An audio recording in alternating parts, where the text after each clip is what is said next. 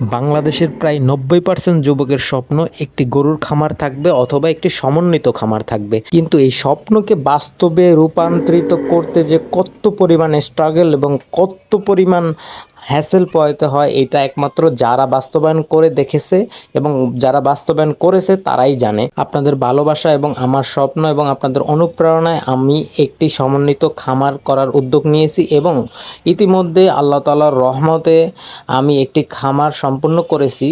তো এই খামারের জন্য অলরেডি কোরবানি টার্গেট করে একটি গরু ক্রয় করা হয়েছে। আলহামদুলিল্লাহ, দেখতে পাচ্ছেন খুবই চমৎকার কালারের গরুটি। খুবই বুক ভরা আশা এবং আল্লাহর উপর পূর্ণ তাওয়াক্কুল নিয়ে আমি আসলে আমার জার্নি শুরু করেছি। আপনারাও আমার জন্য দোয়া করবেন, আল্লাহ তাআলা যেন আমার খামারে বারাকা দান করে।